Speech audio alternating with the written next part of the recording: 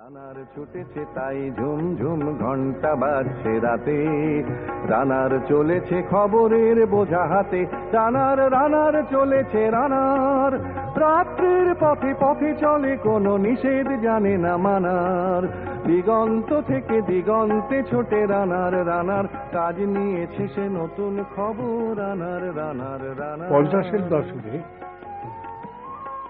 তখন গণনাট্যে ব্যালে স্কোয়াড ছিল,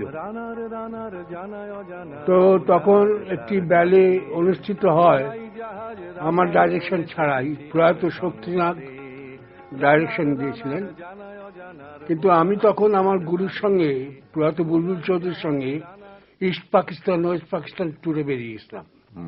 ফিরে এসে শুনলাম আমার নাচের মধ্যে কোনো জায়গা নেই। তখন আমি খুব কষ্ট পেয়েছিলাম, এবং তখন সলিল চৌধুরী উপস্থিত ছিলেন তখন। তো আমি চুপ করে বসে আছি, তখন বলে কি হয়েছে, মুখটা ম্লান কেন? আমি দেখো, আমাকে গণনাট্যের ব্যালে ট্রুপে আমি নাচবো না, এটা তো আমি জীবনে ভাবিনি, আমার শিক্ষা দীক্ষা ওখান থেকে। বলে তুমি এ করো না, রানার গানটা সুর হয়েছে, গানটা শোনো, তুমি এর উপর নাচ করো।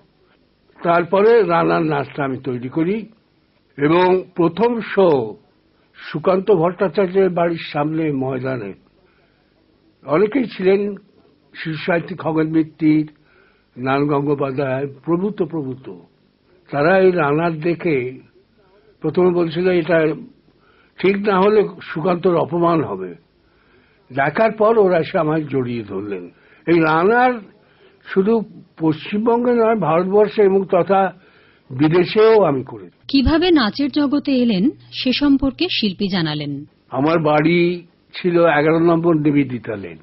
তো পুজো আর্চাই ছিল আমাদের পেশা। নাচ টাচ করবো এরকম পরিকল্পনা কোনদিন ছিল না। তবে তখন আমার সৌভাগ্য ছিল সাধনা বসুর নাচ দেখার। দেখে আমার খুব মনে দাগ কেটে গেল আর কি, যে কথা না বলে মানুষের কাছে পৌঁছে যাচ্ছে, এইটাই বোধহয় মেন কারণ ছিল।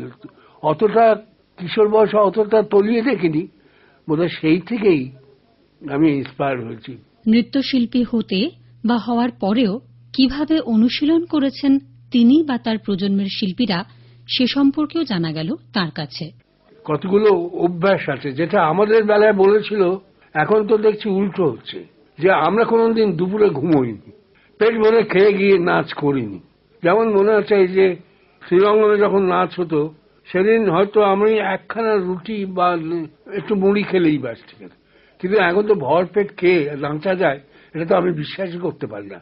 খাওয়াটাকে কন্ট্রোল, ঘুমটাকে কন্ট্রোল, এবং যেটা আমার গুরুরা শিখিয়েছেন এবং বলেছেন, স্ট্রেট বসবে, কুঁজো হয়ে বসবে না, স্ট্রেট শোবে, স্ট্রেট হয়ে হাঁটবে।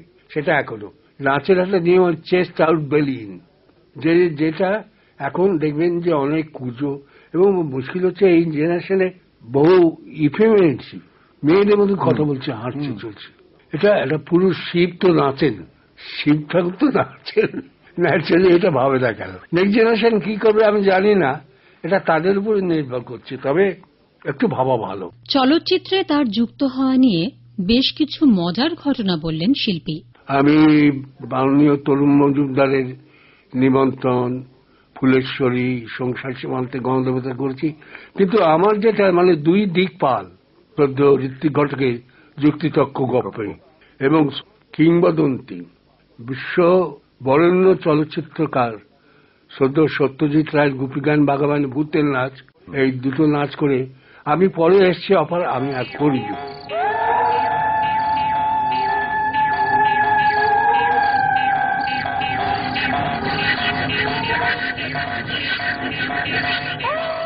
এটা খুব কঠিন। অন্যান্য নাচ কি আমি বলি ক্যামেরা নাচবে, কিন্তু এখানে কোরিওগ্রাফি করতে গিয়ে আমার বেশ বেগ পেতে হয়েছে।